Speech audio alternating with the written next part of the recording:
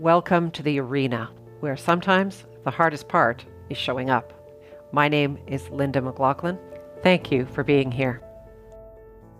When I thought about my guests for season 1 of this podcast, I knew I wanted to bring together a diverse set of guests and stories. We were encouraged to start with someone close to home. No one is closer to home than my brother Lyle. The concept of this podcast is about living courageously. And while Lyle's examples are largely about his running and cycling experiences, there's a lot to be learned about how he shows up and how he keeps going, no matter how hard it gets. Thanks for listening. This is episode 1. Thank you so much for doing this. Well, I'm happy to be here. Great. I think that's what the guests are supposed to say. Oh, it's great to be here. I've wanted to do this for a long time. My little intro for you is Lyle is a marathoner, engineer, father, husband, and my brother. Yeah. He's also a great storyteller. He regularly sets goals for himself, but rarely shares what he has planned until he's already well on his way. Why did you start running? Because we were going to have kids. I think you're supposed to start running before. So I mean, I was a cyclist, and Yeah. I got into, I wasn't a runner in high school. I was never a cyclist either, but in 2006, I had done the Tour d'Afrique, which is a cycling race event that goes across Africa from one end to the other. And we got home, and Krista and I had been recently married. We were going to have kids. And so I was like, okay, well, going out for 3 or 4 hour bike rides just wasn't going to be possible to say, oh, look, it's Sunday morning. I'm heading off and I'll be back whenever, because you got kids, you got responsibilities. So, okay, well, that's going to be more difficult. And through my cycling adventures, I've met a lot of multi-sport athletes, people who had done these cycling events, but it also had been runners, had done marathons, had done other things. So it always kind of had been in the back of my mind, like, well, yeah, this running thing, this marathon thing. So yeah, I decided, well, I guess I'll start running, and that will sort of replace the physical outlet that cycling was for me. And then, of course, over time, you started running a lot, and it probably sucks up just as much time as the cycling ever did. I was wondering about that. I had to say, I was like, don't you run for 3 or 4 hours at a time? But I mean, but in the start, it was Yeah. like, you're going out for half an hour, you're going out for an hour, maybe. At what point did you embrace the idea that you were a runner? It's a good question, because for a long time, I always thought of myself as a cyclist. I was just doing the running because I couldn't do the cycling. But as soon as I could go back to the cycling, I would. I'd do another transcontinental trip, or we do cycling trips with the kids. But yeah, I mean, after 13 years plus, like, you kind of have to face the facts that, yeah, you're a runner. I think of a lot of different stories, certainly some major races that you've worked toward. You mentioned Tour d'Afrique and being EFI every fucking inch on that bike and traveling across Canada. You've had many such adventures. Many of them required an ability to push past where you potentially thought you could go. What does living courageously mean to you? Yeah, I've done some stuff, some things that most people don't, but certainly lots of people have. But I kind of seek out opportunities. I seek out, I guess, ways of challenging myself. Part of it is just wanting to stay fit, but you have to have courage to do these things. You have to align your life and organize your life to do these things and have the courage to do that. Like, there is nothing easier in this world than sitting on the couch. That's just easy. And thousands of years of evolution have taught you that this is the right thing to do. Conserve the energy, survive the failed harvest, survive the awful winter, sit on the couch. So, right? I mean, yeah. And this is why we put on weight, and this is why we can't lose weight. So you kind of have to have the courage to get up off the couch and go do these things, because the easiest thing is to do nothing. Living courageously, to me, it's just about going out and doing stuff to show for your day, to show for your year. At the end of the year, I can measure myself and say, I ran these races, I did these things. I sat on the couch and I binge watched something. I don't know if anybody really wants to measure themselves that way. And I'm not disparaging anybody. For me, I have to move. So How important is it to have those milestones a little further out to sort of pull you forward and keep you focused on the next thing? Because your current race maybe you had a lingering injury, or it wasn't the best time, or it was too cold, it was too hot. Those factors you can't necessarily control, but having something further out, how does that help? Well, I mean, it sort of guides the things you need to do between now and then. I'm as goal oriented or deadline oriented as anybody. I mean, for me, having those races or those goals out there are important. But I also, in particular in this time, you find yourself asking and answering that question, like, so if I don't have any races for the next 6 months or a year or 18 months, like, so why am I doing this today? Why don't I just do it tomorrow or the next? Part of it is there's other things in my life and other trips that, well, I got to do it today because I can't do it tomorrow.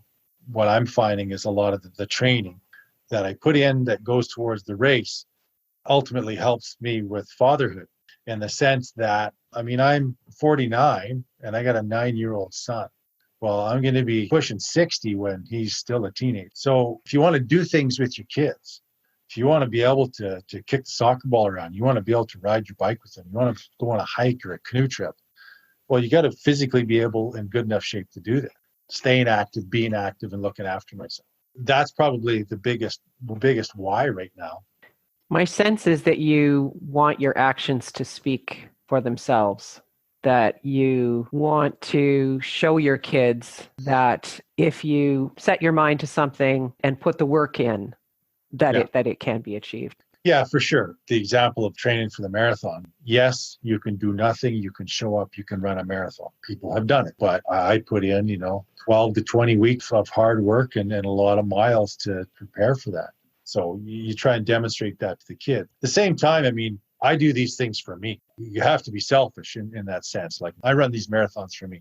I don't do it to inspire anybody. I'm not fundraising. I'm not a charity fundraiser. I do it for me. But at the same time, I hope that people can look at this and go, man, my crazy old dad, he used to run all the time. He used to do all these marathons all this time. And you can look at it and say, well, like, he did that. Why can't I do X, Y, or Z? What was the most significant race that you've run? You sort of remember them all. I mean, I've done 33 now. They're all unique. They're all different. I mean, Toronto was a special race. I mean, I set my personal best there. I dedicated basically a whole year to it. I was trying to qualify for the Boston Marathon, which I successfully did, but had never been able to do before. I did a whole bunch of things that year that I didn't do normally.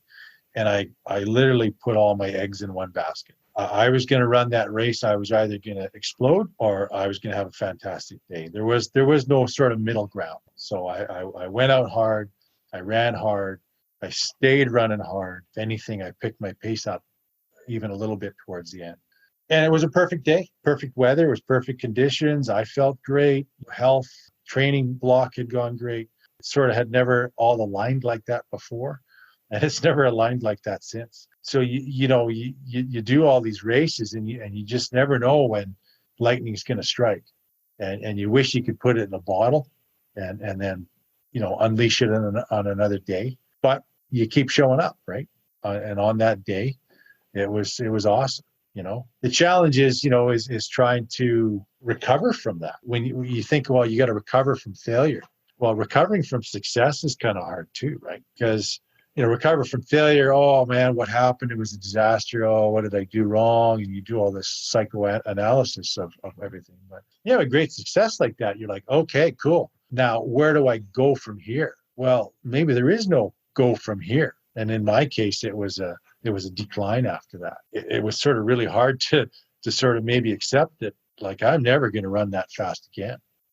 Time has gone by now. It's been another 5 years. I'm 5 years older. All kinds of things have happened. So dealing with success is sometimes hard too. So what was your hardest race? There's been lots of hard ones, but for sure, Boston in 2017 was pretty tough. I've biked across Canada, biked across Africa, run umpteen other races, done umpteen other things. And that day was probably the hardest thing I've ever had to do. There was just everything just kind of went wrong leading up to that race. As I said, Toronto was great, and then there was a decline after that. I tried to keep pushing. off of Toronto, and I ended up getting injured. And I've never really ever been the same since. I did get better by the time 2017 rolled around and things were rolling along really good. Training block was going great. And then I got injured again. Well, so I couldn't run. So I was going into Boston now injured and undertrained. And then, April 1st, my dad passed away, our dad. Mm-hmm. Now, we weren't particularly close, but I can't see how that helps you have a good race. Yeah, no kidding. There was all of that going on. We're there in Boston talking about planning the memorial service, which we did after the race. And then like in the days leading up to the race, I mean, I came down with GI distress. I had diarrhea and it was a hot day. I don't run well in heat. So I'm lined up out there in Hopkinton, this is the pinnacle, right? This is Boston, man. Like everybody tries to get here. Not a lot everybody does. So I'm injured, I'm undertrained, I'm sick. I got father's death, 2-3 weeks earlier in a suboptimal conditions.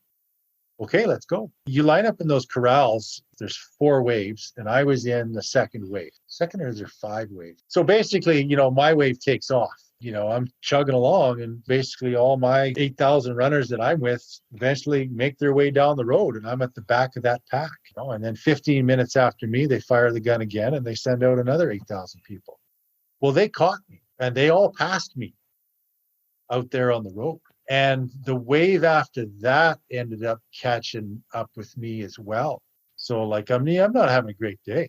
And, you kept going, and it was my slowest finishing time ever by quite a bit, but you persevere and you keep going.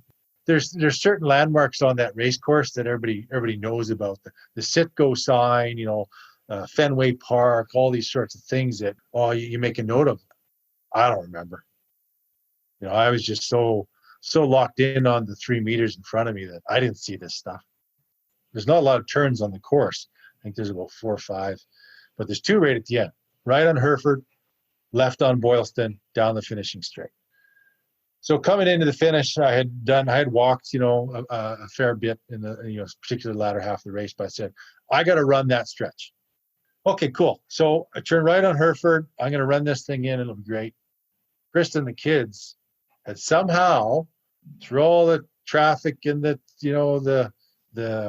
metro lines and the crowds, they managed to squeeze into the crowd on Hereford. And I didn't stop and say hello. I know why I didn't, but there is a photo of me taken by one of the pro photographers.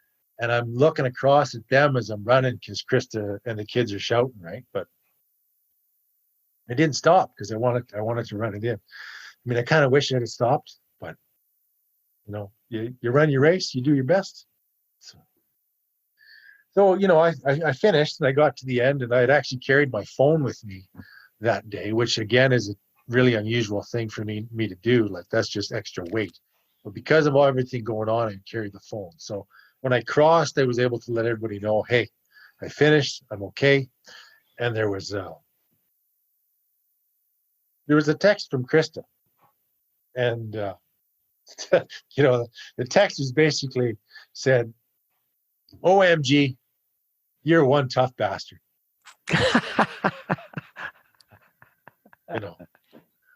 So, yeah, I mean, put it on the gravestone, I guess, eh? One tough bastard. But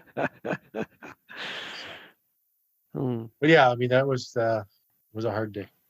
You run these races, you run the race alone, but nobody gets to the starting line without somebody else, without help, without support, without people. I've been fortunate that in quite a few of my races, I've had family there or friends there to cheer you on. Is there anything else that you'd like to share with me before we finish up? Your theme, is, the arena and living a courageous life. And I just say, you're capable of a lot more than you think. Everybody is. There is a litany of inspirational people out there that have beat addiction, lost weight, overcome whatever issues in their life and gone on to do things, whether they're physical achievements or just got themselves through school or raised kids or whatever.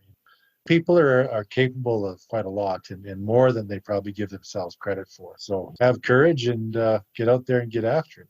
Sounds good. Thanks, Lyle. Thank you for listening. I hope you'll subscribe wherever you listen to your podcasts and tune in to hear my next guest's coming out story and some of her wonderful spoken word poetry. Until next time, I'm your host, Linda McLachlan, in the arena.